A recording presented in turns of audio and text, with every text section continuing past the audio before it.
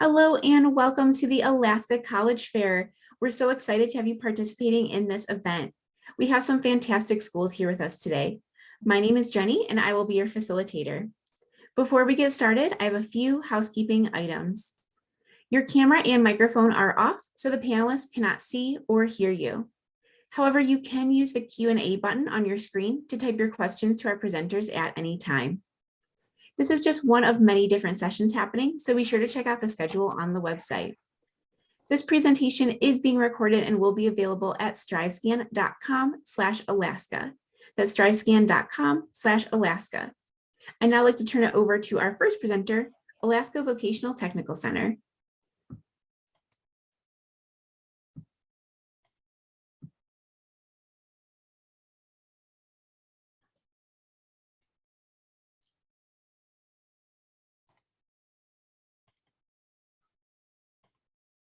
Hi, are you the type of person who likes to get in, get it done, and start earning money with little to no debt?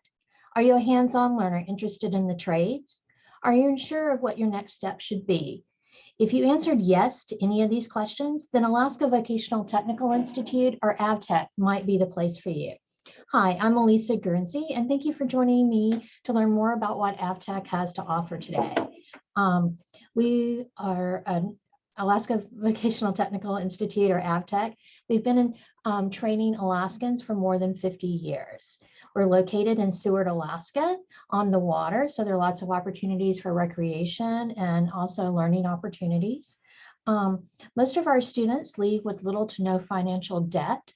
So in addition to that, we also offer career counseling to help you find a job. We offer a variety of programs at AVTEC. Starting with business and office technology.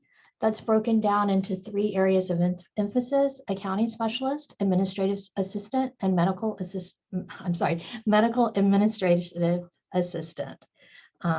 We also have construction technology,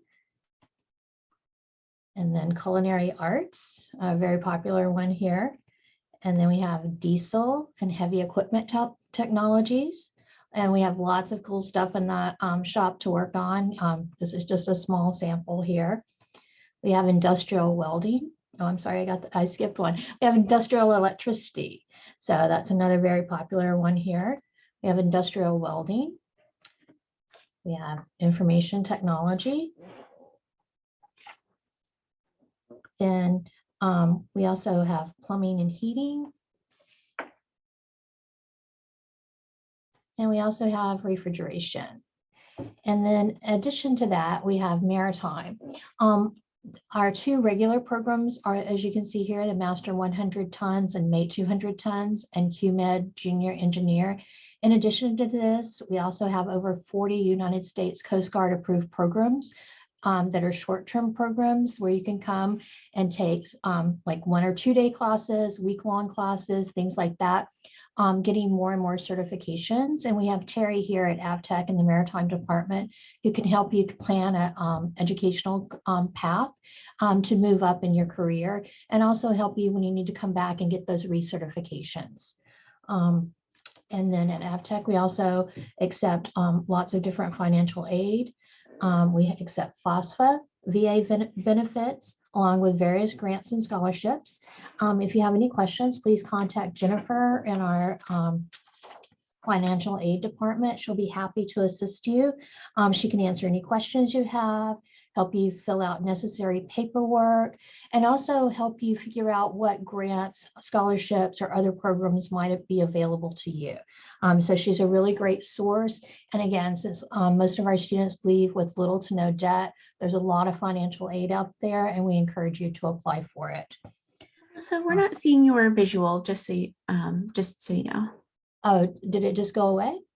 It hasn't popped up. Oh no. Okay, so I do apologize. Let me see.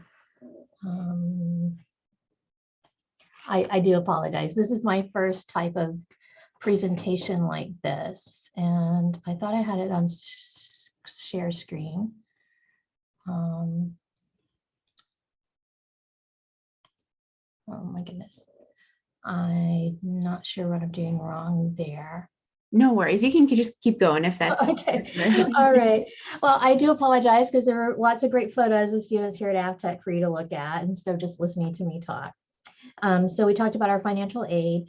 We also have a career advisor to help you with your resume writing, interview skills, and job placement. And our career advisor works closely with employers throughout the state of Alaska to look for opportunities for students. And not only do we have students going out finding jobs, we also have people coming to AVTech looking for students for jobs they have available, and also apprenticeships that they have available in their companies. For housing and cafeteria, we have on-campus housing, which is really nice because Seward is kind of an expensive place to live in terms of housing. And we also have a cafeteria that's located in the same building. Lots of great food over there for you. And so especially in winter, that's nice to have everything in one building. It's very convenient. Our dorm rooms are single occupancy and 2 rooms share 1 bath. So it's kind of like it's called a Jack and Jill setup. And we also have student apartments available. And along with that, we have on-site laundry facilities along with student lounges. We have a library, we have a tutor on staff, and something that's very popular with our students, we also have a full-size gym with basketball, climbing wall, all sorts of games. There's a racquetball court, a fitness center, and a ceramics art room. In addition to that, we have a billiards room in one of the student lounges in the dorm. And we also have special activities planned throughout the month. We have an activity director, and she's always coming up with great ideas for entertainment for the students. We have things such as movie night, Nerf wars, things like that. In addition, we have tons of recreational equipment that you can loan or borrow for free, such as cross-country skis and ice fishing equipment, things like that. So if you have any questions, please visit our website at avtech.edu or call us at 1-800-478-5389. Thank you. Thank you so much. I appreciate it. And a reminder to all of our participants that you can use the Q&A function on your screen to ask questions of our schools here at any time. Up next, we have the United States Naval Academy.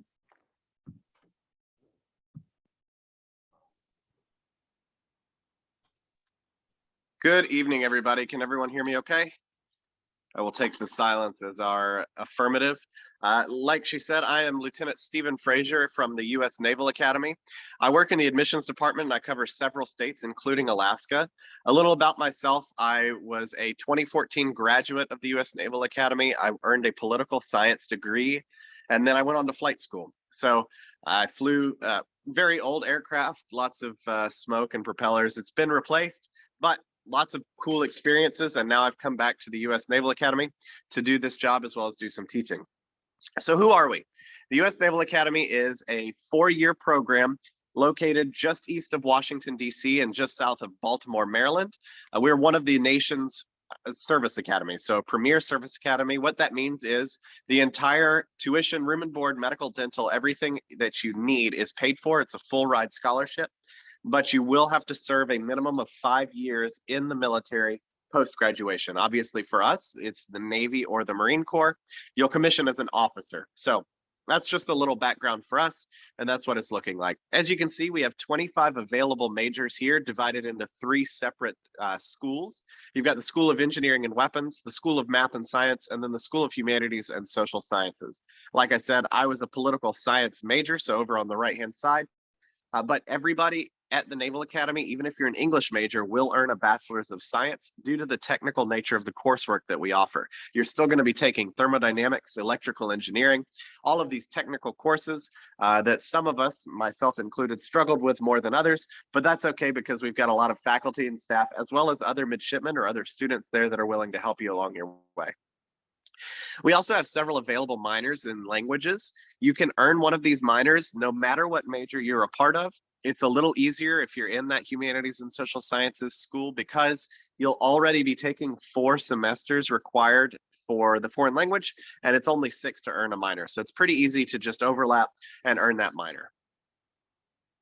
As I mentioned already, I myself struggled. I actually failed my first calculus class when I went to the Naval Academy, but because of the number one, small class sizes, as well as the teachers and everybody being very easy to access, I was able to kind of rebound from that and move on. So you will see a maximum of 10 to maybe 20 students per class. My largest classes were about 20 to 25 people. They were the first semesters I was at the Naval Academy during my core classes. So those big chemistry labs and those physics labs, but again, only 20 to 25 students. That does tend to lead itself to pretty close contact with your faculty. The tenured professors at the Naval Academy actually don't have to do research while there, which means that their sole purpose while at the Naval Academy is to teach, to tutor, and they make themselves available all of the time outside of classes. So it's really awesome and very, very helpful. You can take it from someone like me. I mentioned core curriculum. This is what it looks like here. You can see the classes that everyone will take. We are a Division I NCAA school, so we offer many varsity level sports for men's, women's, and co-ed. I myself was on the rifle team, so that was a pretty awesome experience. With all of the classes and everything, a Service Academy is a very strenuous schedule. You can take a snapshot here of what it looks like. This is what it looks like from morning to evening, Monday through Friday. So pretty busy. I do just want to highlight the class schedule itself. 4 periods before lunch to after lunch looks very similar to many high schools. And then your day is packed, but you've got 8 to 11. That time is reserved for you to study again, because we want you to succeed, and that's number one priority. I've already mentioned many of the benefits. You do also get paid while you're attending the Naval Academy, a minimum of $100, and it grows throughout your 4 years at college. You'll do some sort of summer training throughout your time at the Naval Academy. So every summer will be taken up. You've got 12 total weeks of summer. You'll get 4 weeks off, and then the other 8 weeks we'll be doing some of these amazing opportunities, whether that's sailing up and down the East Coast with other midshipmen on those ships you see in the bottom right, our yard patrol craft, or going out and being with an aviation squadron and maybe flying on a jet or a helicopter for a couple of weeks. Just a couple of snapshots of what each different service looks like. I'm not going to spend too much time on those because we don't have a lot of time, but my top 5 reasons to go Navy, I'm only really going to focus on number 3, because you can kind of see the others and those mean a lot. But the big thing that I focus on with location is that at the Naval Academy, we have a competitive program called VGEP, or Voluntary Graduate Education Program. Because of the proximity to many of the other colleges that are around here, that are some of the top level colleges in the US, if you're competitive and enter the program, then your second semester senior year, you'll actually commute and start your master's prior to earning your bachelor's. You'll then finish out your master's and then go on to your job after you've graduated. And this master's program is also paid for by the Navy. So it's a really good springboard into higher education if that's what you're interested in.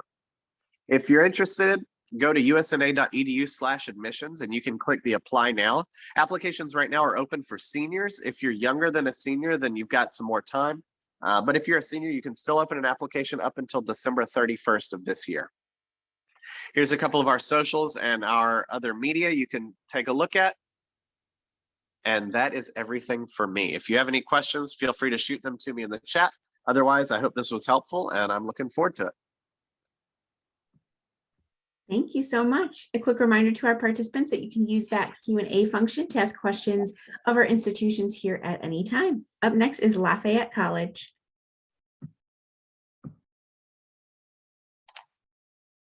Hi, folks. Okay, so, I think my mic is unmiked. Okay, so hello, folks. My name is Jade. I am the Assistant Director of Admissions at Lafayette College. I'm also a 2016 graduate. I majored in psychology with a concentration in neuroscience, and I'm originally from New Jersey. So for me, Lafayette was not too far. For folks who don't know where we are, we're actually located in Easton, Pennsylvania. So we are on the East Coast. We're right on the border of New Jersey and Pennsylvania. If you look in the lower right-hand corner of the map, you'll see that we're about an hour and a half north of Philadelphia and an hour and a half west of New York City. So I think we're in a great geographical sweet spot. We are a traditional liberal arts school, so we're not in the middle of cities, but we're also not in the middle of nowhere. When you look at this photo, Easton is a very vibrant community. There's a lot of things that students can do while on campus, but also when during breaks and during holidays. If you look at this photo, you'll see that this is the downtown Easton area. And if you look towards the upper part of it, you'll see some buildings in the hillside. Those buildings, that is Lafayette College. And so for students to go from Lafayette to Easton, Pennsylvania, it's about a 15-20 minute walk. It does take a little longer to get back to campus because we are located on top of College Hill. So depending how fit you are and depending how quickly you need to get back to campus, will depend on how long it'll take you. But we also have a shuttle for students who need to go up and down the hill without having to sweat getting to classes. So we are in a great geographical sweet spot, easy access to the Lehigh Valley, in addition to Philadelphia and New York City. A little bit else about our location is the fact that we also have a lot of things that students can do in Easton. So as I mentioned before, we are located in the Lehigh Valley. So the Lehigh Valley is the third largest metropolitan area in the state of Pennsylvania. You have Philadelphia being number 1, Pittsburgh being number 2, and the Lehigh Valley being number 3. Our students have easy accessibility to the bigger metropolitan areas through their student ID that will get them to Allentown and Bethlehem free of charge so that they don't have to worry about it. In terms of talking about who we are a liberal arts, we are a traditional liberal arts school. And so what that means is that we offer a Bachelor of Science and a Bachelor of Arts degree. We are strictly undergraduate, which means that students do not have to compete with any graduate students for any of our opportunities and resources. We are around 2,700 students with an average class size of 18 to 22. Student faculty ratio is 10-1. And you'll see some of our demographics here on this page. Something to point out is that we do offer over 50 areas of study that are spanning between engineering, humanities, the social sciences, and the natural sciences. So students have a lot of flexibility depending on what they're interested in doing. The one thing I always like to mention about our academics is that we offer a very strong department in engineering, and that does make us very unique because we are one of the few engineering schools in a liberal arts context. So when you're thinking about engineering, you're thinking about a lot of the technical schools or the specialized universities.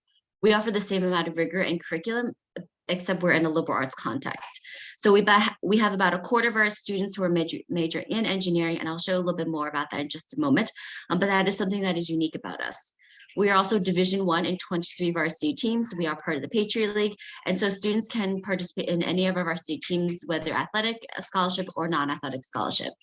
If you are a junior or a sophomore and you're thinking about playing Division I sports at Lafayette, certainly get in contact with our coaches to start the recruitment process.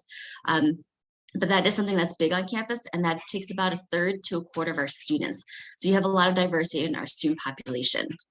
The other thing I always like to mention about Lafayette is talking just a little bit about the first year class. And so we are around 2,700 students, as I mentioned before. Our students come from all different areas, including racial, ethnical, and social diversity. But you also want to consider the first generation students, the students of color, and also geographical and diversity of thought. And so that just right here shows you a little bit about where our students are coming from. We do have students from the Pacific Northwest, including Alaska. So we do, I believe, have a current swimmer on campus. So certainly if you're wondering what's like to be Alaskan on campus, we can always connect you with those students. But it does show you that we are a school that brings in the world to our campus rather than just being a local school in Pennsylvania.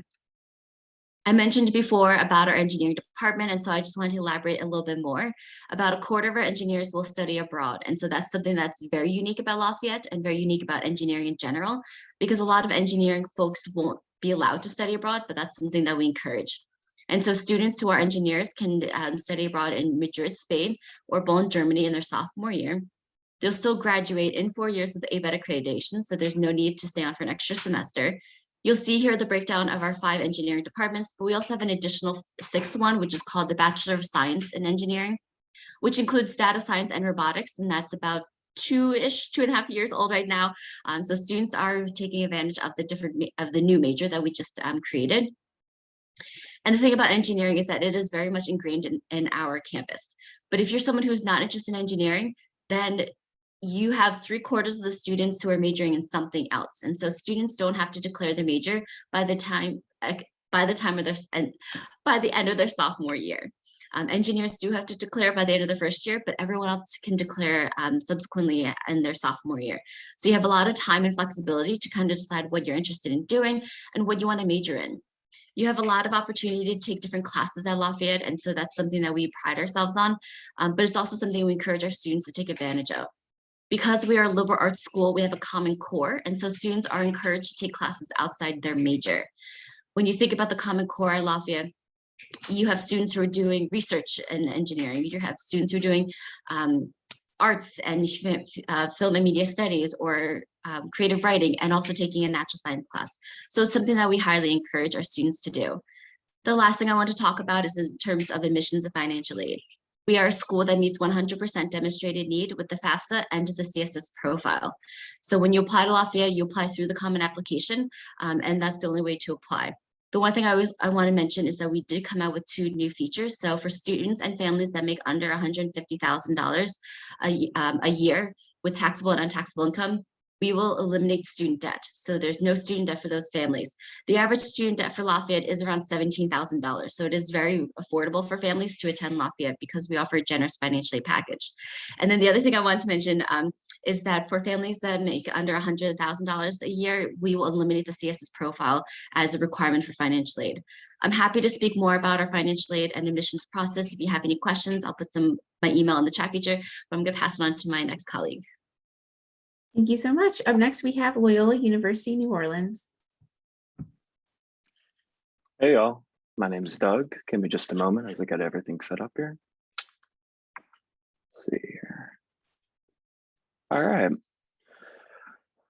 Again, Doug Umberger, Associate Director of Admissions for Loyola University in New Orleans. I also teach within the College of Music and Media as one of the speech instructors. I have very few slides for you folks today, so please bear with me with a couple anecdotes. And there are a lot of dogs outside of my building right now who are having a wonderful time, so they might chirp into to the course of this presentation just the same. And this is just a really quick profile of who Loyola is. You see sort of the laundry list of some quick nuggets and takeaways. One point I do want to mention in particular is the fact that we are a Jesuit institution. And for those of you out of the loop, myself included, before I started working for a couple in my day, the Jesuits are the world travelers of the Catholic Church. They're the researchers, they're the philosophers, they're the ones in class who are always badgering with the question, why, digging a little bit deeper. But they're the ones who ultimately make sure that you have that global perspective and understanding.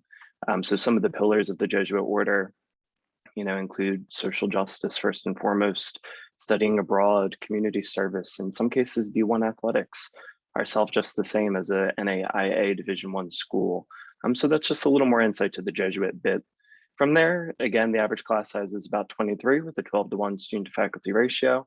We have a tick over 3,000 undergraduate students, and you have 4 different colleges with close to 120 different academic programs, majors, minors, and programs to choose from.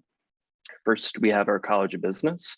We have our College of Arts and Sciences. Some of the more popular programs there include marine biology. We have criminology and justice, neuroscience, psychology, interestingly, is our largest program by and large. We have cybersecurity, and then pre-law is a nifty little one for the city of New Orleans.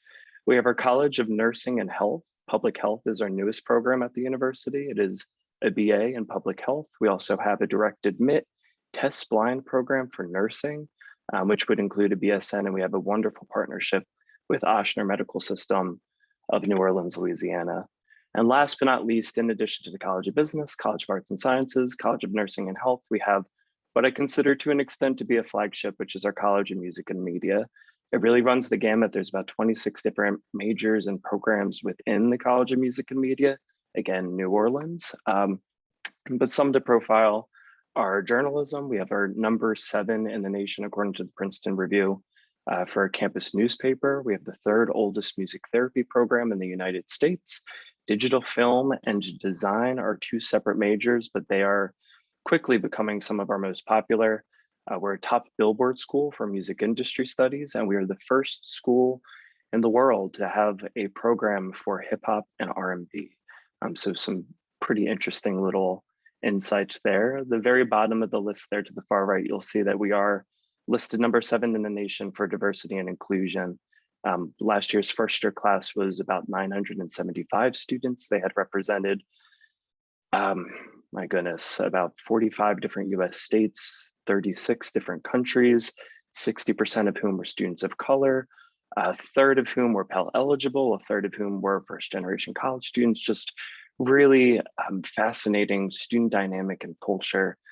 But I do think that that isn't necessarily declarative to the fact that we are Loyola University. I do think that it is more as a slow fade as we go into the presentation, a representative of the city of New Orleans. I think one big takeaway here is, regardless of your major, your minors, any sort of program, every single student at Loyola is very creative and very artistic and very musical and very entrepreneurial and techy and fun and funny and witty and charming. And it is all just a general reflection of the city of New Orleans.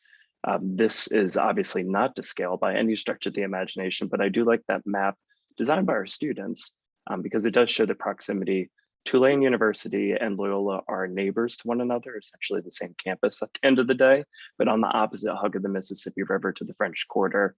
So you're not in the throes of, downtown or anything in that capacity. To the bottom right, across from the Four Seasons, you do see that we are booming in the TV world and all things movie and music. It seems every other day there's some sort of television show or movie that's being filmed directly on our campus. Hollywood South is very much a thing. So between the proximity to Tulane, the streetcar taking you right downtown to about 15 to 20 minutes, apologies, and then digital film, the location is definitely key there. And last, but certainly not least, is the application process. It is important to note that we are free, right online via the Common Application or within our website at loyno.edu, a list there for the application materials. Although you do see some lines in the sand there for application deadlines, it's important to note that we do function probably more so as a rolling admissions school. But again, the biggest takeaway is that we are in fact a test blind institution. So not only are no SAT or ACTs required for admission in any capacity, if you do decide to submit them or do so inadvertently, they're actually redacted from your file. So it's not taken into consideration in any way, shape, or form during the admissions process across all majors and programs, like I said, nursing included there. So again, I'm Doug from Loyola University, New Orleans. Feel free to drop a line in the Q&A. Otherwise, I look forward to chatting with y'all. Take care. Thanks again. Thank you. And a quick reminder to use that Q&A function if you have questions for any of our institutions here during the presentations. Up next, we have Florida Southern College.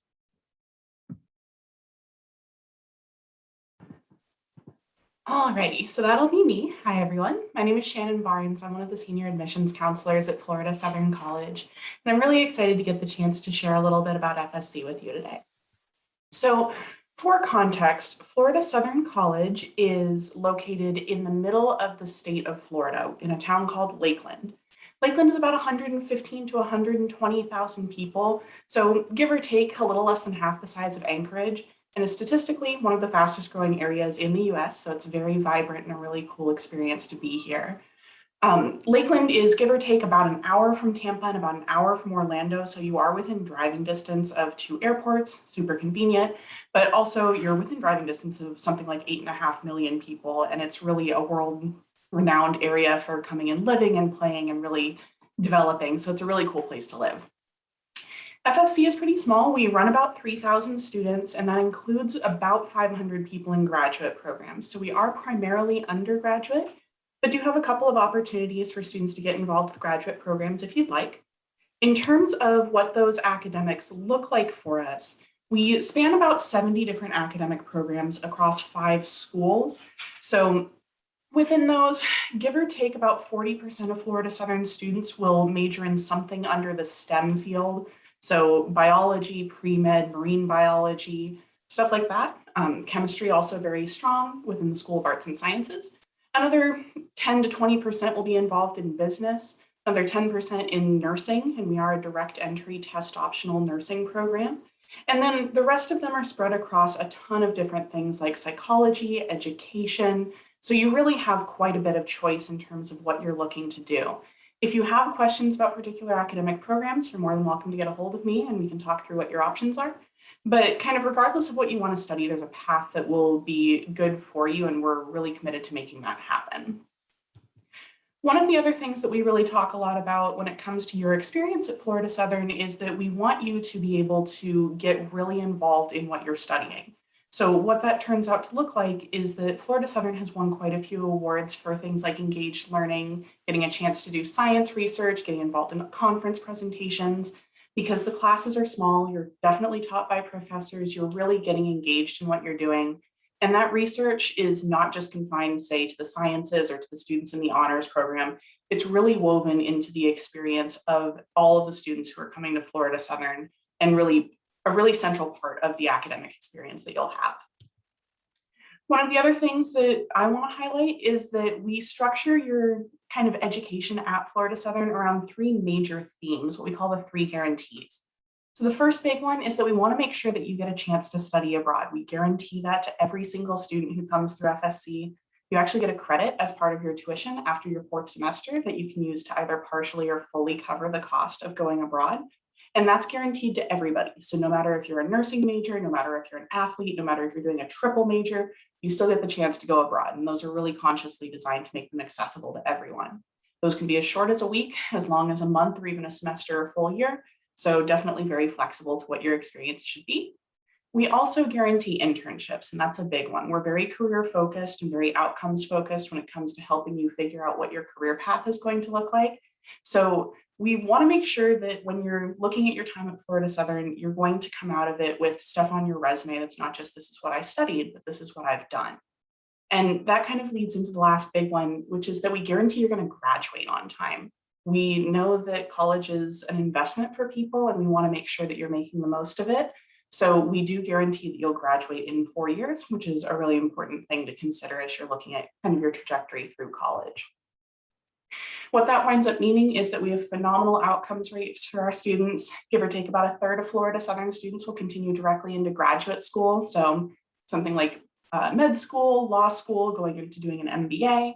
And then the rest of the students will continue on into working for places around Florida, around the country, and around the world. The unofficial fourth guarantee is that we guarantee housing. We are a residential campus, and you can see there that we are right across the street from Lake Hollingsworth. So it's a really beautiful campus to live on. So you are guaranteed housing for all 4 years. Typically that looks like a traditional residence hall your first year or two, and then moving into the apartments that the college owns. If you're into sports, we're NCAA Division II. You're more than welcome to contact me, and I can help you get in contact with coaches. There's also a super robust intramural program if you don't necessarily want to play competitively, but you want that to be part of your experience. But if intramural sports aren't necessarily how you want to spend your time, we've got a bunch of different clubs and organizations. We do have Greek life available if you're interested in joining a fraternity or sorority. If that's not something that you want to be part of your experience, it's also not like the dominant factor in the college's kind of social life. So it's really easy to find your niche and find a place that you'll make friends. Application-wise, we are on the Common application, the Coalition application, or you can apply through our website. All of those are free. So regardless of which one you choose to apply with, you'll submit your application, copy your high school transcript, a letter of recommendation, and a personal essay. If you're using the Common application, we'll take that. There's no supplements or anything like that.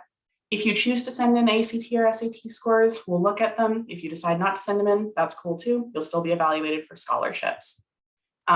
Scholarship-wise, I am also your financial aid counselor, so I'm here as a resource for you if you have any questions, and I'm more than happy to walk through that with you.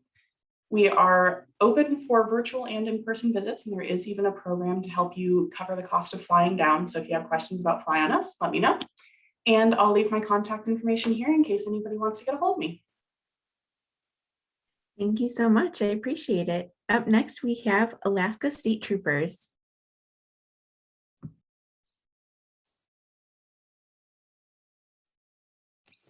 All right, thank you very much. Pleasure to be here. Just kind of want to introduce myself to start.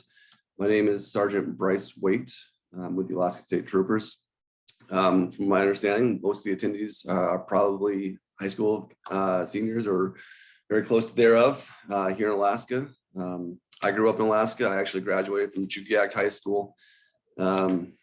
So yeah, it's awesome to see some people from the area.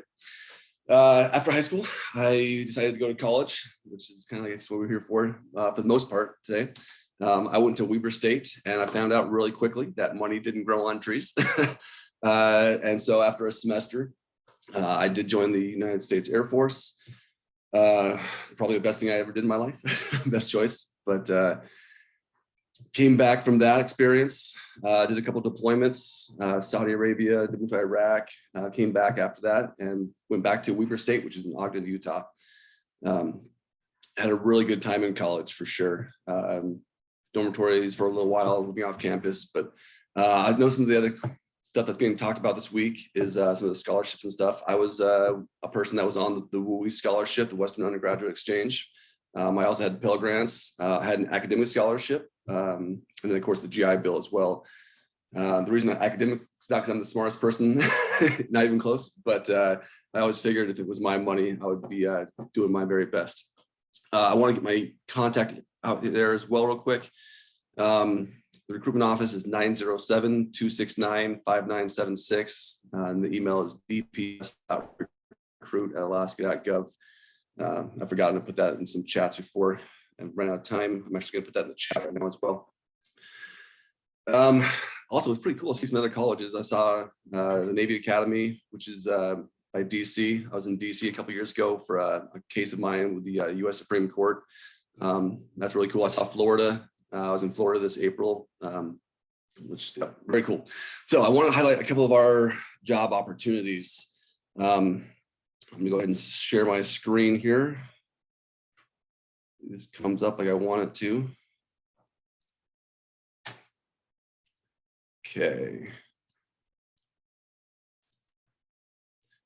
So first off, I want to talk about the trooper job.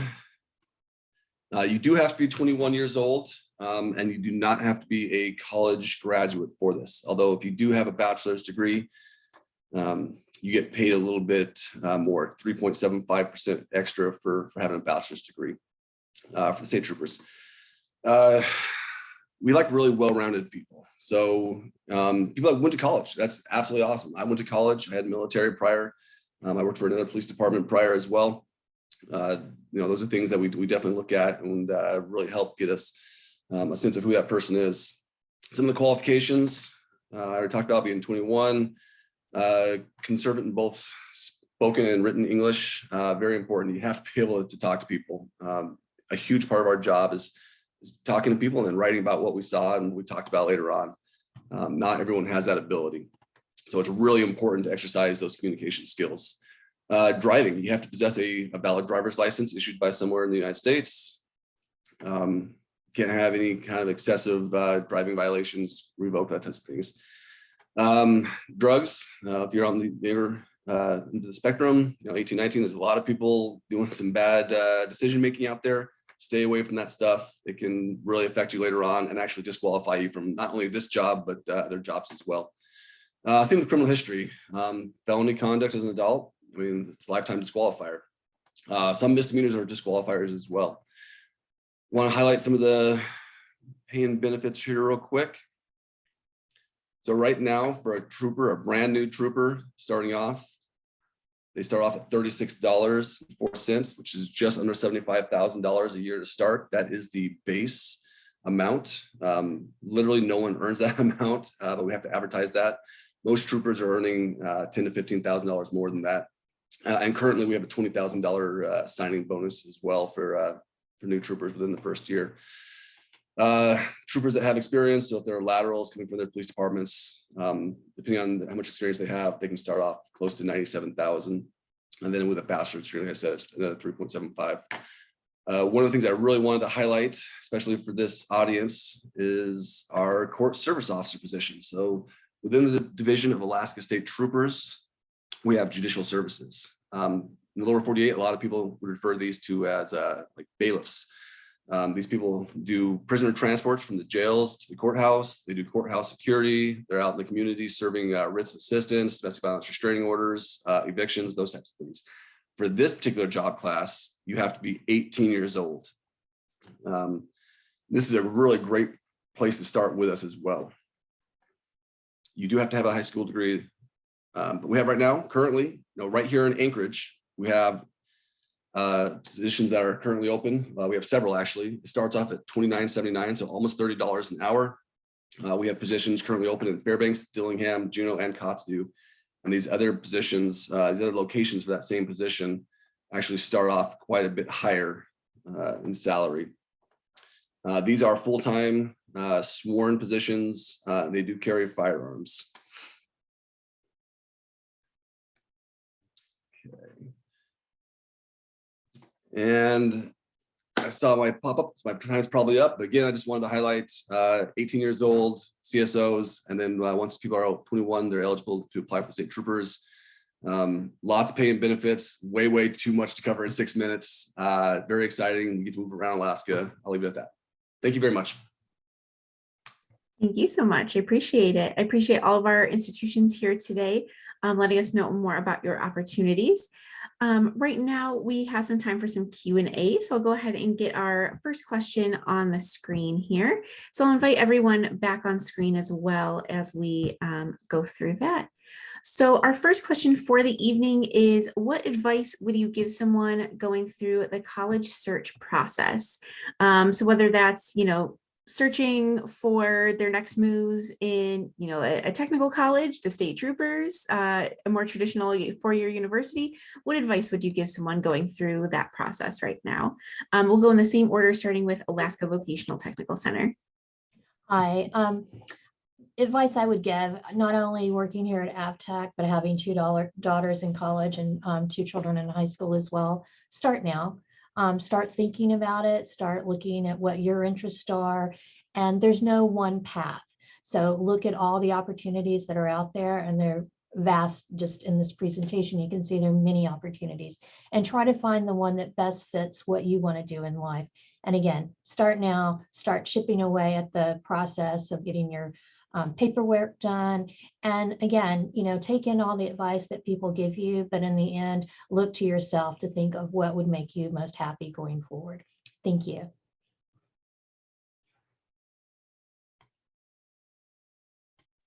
Yeah, so for me, excuse me, you don't have to stick to a formulated plan, but I think some of my best advice is to kind of come up with an idea of what you want to do after. Again, you don't have to have an exact idea. You don't have to know, hey, this is exactly what I want to do. But sometimes doing research about what you're interested in post-college can lead you to a good college, or a good, maybe not a college, whatever the case may be. Coming up with what you want to do should be what drives your decision making, not what you want to do in the short term, not the 4 years, because 4 years is 4 years, and then you got the rest of your life. So let the rest of your life kind of determine the short term would be my suggestion. My suggestion is to ask us questions. There's not one person out there that knows everything about every school and every career path and every answer. So just ask us questions, engage with us. We're all human beings. We're all very nice people, and we just want to help you. And so by helping you, whether you're first year or whether you're a senior going through this process, whether college is for you or for not for you, start asking us questions, because we're happy to answer them, and we're here to be as a resource for you. So that would be my suggestion. And of course, Jade just took mine, but in addition, I guess I'll talk about location, because that's a big one for me. It's really tricky sometimes if we're at a college fair and we're chatting with a bunch of students, to watch the student go from table to table saying, hey, could you talk to me a little bit about your pre-med department?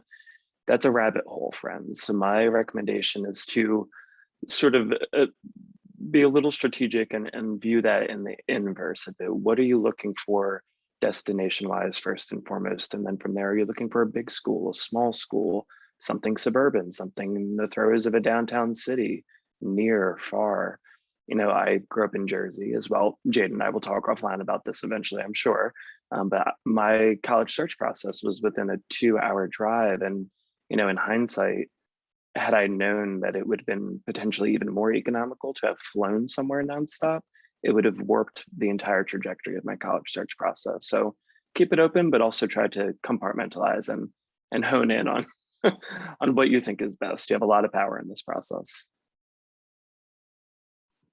Yeah, I think I'll build off of that. I grew up in Washington State, and if you had told my high school self that I would wind up living in Florida, I would have laughed in your face. And so I think that's a personal anecdote that really boils down to, it's really hard to write things off during the college search process, but it's also really easy to do that. And so if you have questions about oh geez, I look at this school and it looks really expensive, come talk to us so that we can help you with that, and don't just immediately discount things. Maybe a school is in a place you've never heard of, or you've never thought about going to a really big school or really small school. And keep an open mind about that, because there's something like 4,000 schools in the US and there's going to be a right one for you, and you might not have heard about it yet. So just kind of keep an open mind for all of the different possibilities.